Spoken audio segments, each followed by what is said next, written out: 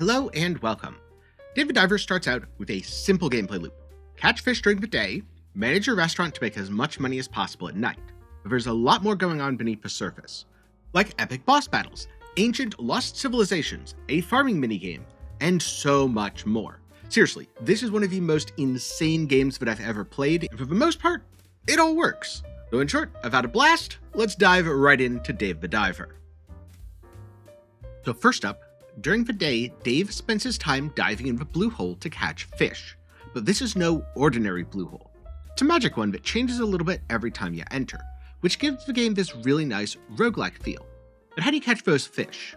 Well, Dave starts out with a melee weapon, his diving knife, which, if you're anything like me, you're not going to be catching very many fish with it, you just miss most of the time. A harpoon gun, which is far more effective. And very quickly he gets an actual gun. Though most of the time that gun is used to ward off and kill dangerous fish as opposed to catching dinner. Because if you kill stuff, you get a low-grade fish, which means less sushi. Using the harpoon gun, medium grade. If you find a way to catch the fish without killing it, say through a tranquilizer dart, a net, or some other non-lethal method, then you get a high-grade fish, which yields far more meat, and more meat means more sushi means more money. One of my favorite fishing-related unlocks is the salvage drone, because I like taking down big fish and sharks, and they took up a lot of inventory space. So with the drone, I can take the whole thing back to the restaurant, no inventory space required.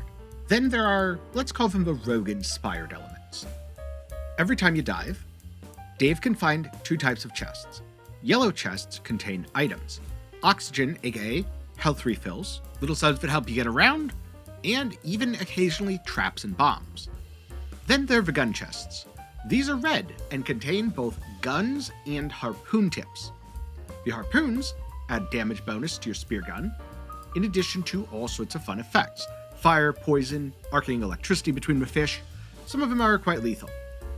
In addition to harpoon tips, you can get guns. If you get a gun from the chest, it's temporary.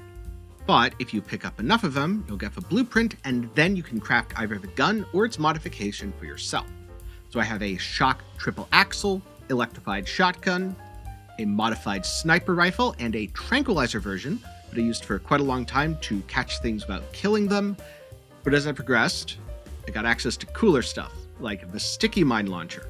It's basically the shotgun, but it shoots bombs. Or the gravity launcher, which is kind of like the sniper rifle. It shoots one big bomb, except it pulls in enemies, so it's really easy to hit stuff. Because capturing creatures alive is really valuable, I really like non-lethal guns as well, such as the modified Hush Dart, where I can shoot something, put it to sleep, catch it, or shoot a big creature twice. The modified Hush Dart, so the final upgrade, is one of a few ways to do this. And also the net gun, which can be used to mass capture fish. And if you're wondering, is the game full of all sorts of nerdy stuff? Yes, absolutely, and that's why it's really cool. Plus, the game handles the blue hole itself changing in a really cool way. Every once in a while, everything around you is going to change a little bit. It's not like you're going to go from normal biome to deep ocean. As you go deeper, the biomes change, but that biome is always going to be that biome. However, some of the fish do get changed out. One time it's going to have tuna, next time it's going to have marlin, time after that it's going to have neither. Oftentimes if there's a festival coming up, the game just kind of helps you out, and so if there's a shark festival, the waters are going to be extra dangerous. Not only is it Shark Week, but everything's trying to take a bite out of Dave. What's really cool is, this isn't randomized on every single run. Instead, the layout persists for a few days, so I had enough time to learn it and get familiar with it, find the fish that I wanted, and then a couple days later, it would change again. Everything still feels fresh and new. I spent way too much time min-maxing my inventory space and trying to bring back just that little bit of extra fish. And you know what? Most of the time it worked out. Occasionally, yeah, it did result in my death. Then there's the shop management. This takes place every night.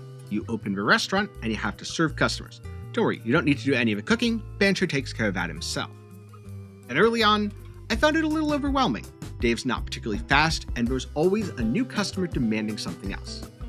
Luckily, not only are there some employees that can take the stress off of your hands, made it much easier, but also, if you want to get nerdy with stuff, and trust me, I very much wanted to get nerdy with stuff, there is plenty of room to min-max things.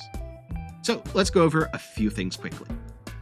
Remember all those fish I caught in the blue hole? Yep, they are basically all different ingredients here.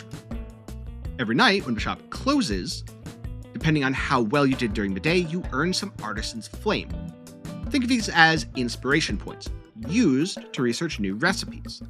And in general, the new recipes will be either more valuable or tastier. And tastier is important because more taste means more customers give the restaurant a good review, and you increase your rating, which means you can hire more staff, do all sorts of things like that. Speaking of, then there are the staff, which, as you can see, I've got 2 people working in the kitchen. Between you and me, I think one of them might be a serial killer, but hey, he's great at making sushi. Then 2 more in the dining area. Once I especially had 2 people in the dining area, things became way less hectic, and I could more or less sit back. I also have a whole bunch of spare employees, and I keep sending them to collect rare ingredients. Yeah, the stuff that sometimes appears in what look like Le Creuset pots at the bottom of the ocean. The main difference is if I open 1 in the blue hole, I get 1, whereas here I get like 20 to 50. And so with this setup, everything is pretty much hands-off. But where the real min-max comes in is in the menu. Right now I have a tropical fish sushi set here, which sells for 1,050. This is because I have significantly enhanced the recipe so that its value increases. Let me just open it up here. So you can see everything has a little level here. Like level 1, this is the default form of a recipe. But something like level 4, I've sacrificed some materials to enhance it, increasing the value it sells for and increasing the taste. Also, sometimes increasing the servings, because servings are important here. Instead of simply serving 1 person, this recipe serves 7 people, meaning it can be sold 7 times, so these materials are worth significantly more. It's not all of these materials for $5.79, it's $5.79 times 7. And enhancing is a pretty simple process. You just go here, click Enhance, sacrifice some materials, bam. And yes, the material enhancements get very expensive. So if you want to max out all the recipes, you're going to be farming a lot of fish. And no, when I said farming, that wasn't a misspeak. There is literally a fish farm that you unlock where fish grow automatically, at least provided they have enough room. This pool, a little bit overcrowded. I need to clean some stuff out. And by clean some stuff out, I mean turn it into delicious sushi. In addition, there's also a farm, complete with vegetables, including cucumbers, chickens, and rice, all of which can be used in a variety of recipes. Personally, I don't like relying too much on the farmed stuff because there seems to be a fixed amount of time required for everything in the farm to grow, whereas with fish, I can just go catch more. And between what Dave catches every night and what can be obtained from a fish farm, I always have more fish than I need for any given night, and I then use the surplus to enhance my recipes more. And so all that comes together with a lot of room for min-maxing. Like, it might have looked like my shop was getting close to maxed. Absolutely not. Employees go all the way up to level 20. I can recruit several more employees. I can max out more recipes. I had a ton of recipes to unlock. In fact, there are some recipes gained exclusively by leveling certain employees, something that I have not done enough, but I will be doing more in the future. If you want to see a video on how I end up min-maxing the shop, get subscribed, definitely going to be making that. And because I like management games so much, this aspect of Dave the Diver really sold me on the game. It's what drew me in. And also, I think there might be a way to play Dave, the non-diver, and just do the shop management part with little to no diving. Though more on that in a future video because I'm not 100% sure if it's actually possible. Then there are the boss fights. These are really interesting because the early game fights are all about preparation. I personally found them to be very easy because I was like, ooh, there's something spooky coming up. I should prepare. So I went out, I made sure I got a good harpoon, I got a good gun. Maybe I looked for a speed boost or some extra oxygen to bring into the fight, and I upgraded Dave's gear. Turns out I probably didn't need to do most of it. But hey, it was fun. And it also made the fights pretty easy. But as I got towards the middle and end of the game, boss fights became less about preparation and more about spectacle. So each time there'd be some sort of new gimmick. I couldn't just use my harpoon gun, maybe it's immune to it, but now I have a powerful submarine. Or maybe I have a mount and I can charge into the boss, or I just have a superpowered laser drone. And so all of these mechanics made the boss fights continue to feel fresh and new, where just bringing in a better gun and killing it very quickly certainly wouldn't have. With that said, Dave the Diver is not a perfect game. So next up, I want to talk about the bad, some things that I disliked but I don't think are super impactful, and the ugly, the thing that almost caused me to put Dave the Diver down. See, the way damage works is if you make contact with a dangerous fish, you take damage. Pretty simple, right? Well, the problem is, you have things like the sawtooth shark and the narwhal and the marlin, all of which tend to move pretty quickly and have long pointy bits projecting from their models. And it's really easy to dodge the pointy bit, then bump into their body or their fin, and take some damage anyway, which just felt really bad because I felt like I was being punished for dodging the mechanic. I learned to live with it, and it wasn't that big of a deal because overall most of the fish aren't too difficult to dodge, but it did annoy me a bit. Speaking of, the photography minigame also annoyed me, because sometimes I feel like, okay, I've lined up the perfect shot, I've got the objective, I've got the bonus objective, this is going to be amazing, and it didn't register one of the elements. I don't know what it was. I don't know if it was that it wasn't perfectly centered in frame, or maybe it was too centered in frame sometimes. Either way, a few times it did not register, and I found that frustrating. Also, over the course of beating the game, playing about 40 hours, it crashed a couple times.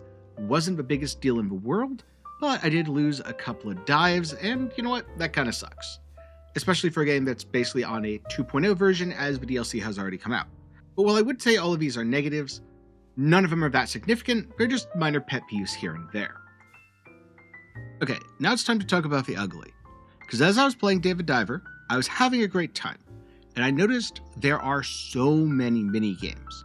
Pretty much every chapter, there's a couple of events that transform the gameplay in some different way.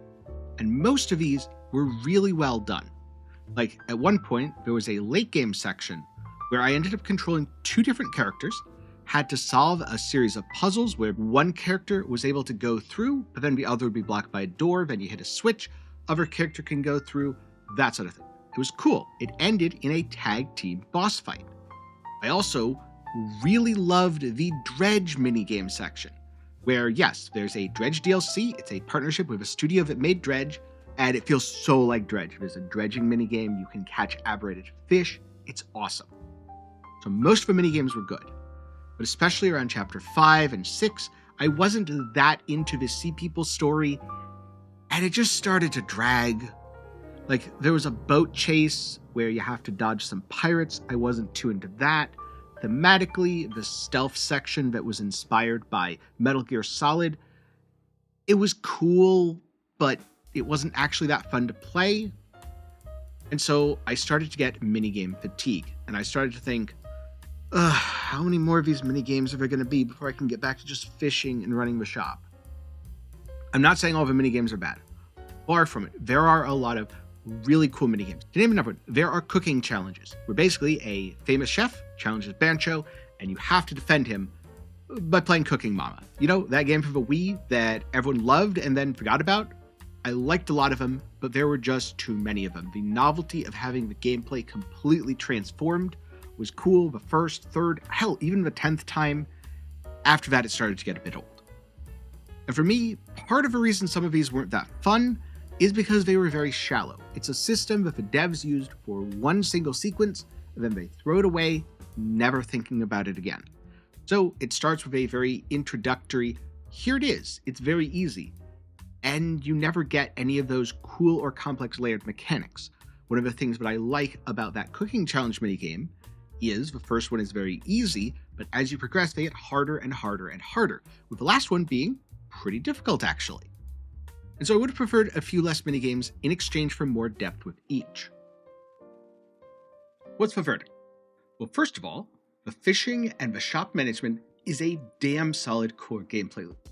If Dave the Diver offered nothing beyond that, I think it would be a great game that I could confidently recommend.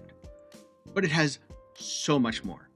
There are all sorts of little mini-games, some of which are actual DLCs, like you can just play Balatro as a minigame in Dave the Diver, there's a Dredge minigame, there's a Godzilla one with some cool kaiju boss fights, there's a Pokemon kind of collect-a-fun thing. Again, all of those are cool.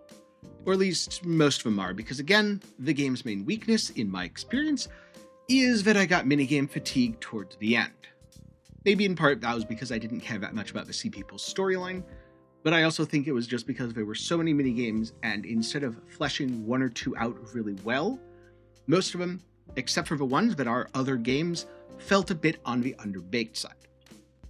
So, I think it's possible that some people are going to play the game like I did, have an awesome time, then around chapter 5-6 towards the end feel like it's dragging on a bit too long.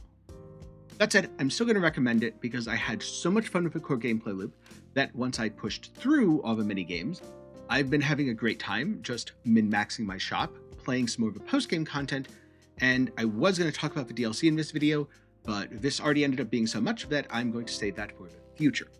Also, something else to keep an eye out in the future, I'm going to be making some guides for Dave the Diver. Definitely going to be doing a beginner's guide. I'm thinking of doing a guide to min-maxing the shop, though I have to experiment with a few more things and max my employees first. As part of that, I may talk about how to do the fish farm, some best recipes, whatever ends up making sense.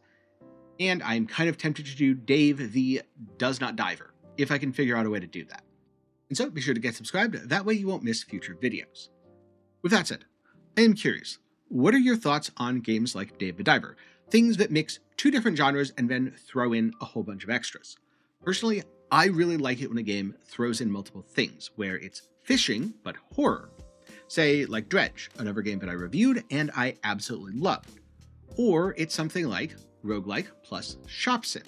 That would be Moonlighter and Moonlighter 2. I guess the original is a little bit more of dungeon crawler, less roguelike, but there's a couple elements of that in there. Also, a very excellent game. So, I love dual gameplay loops. I think it's a good opportunity to have two different things that play off of each other so it doesn't get boring, and I'd like to hear some of your thoughts down in the comments below. For now, I'm going to get going, so thank you very much for watching to the end. I'm glad you've enjoyed, and I'll see you in the next one.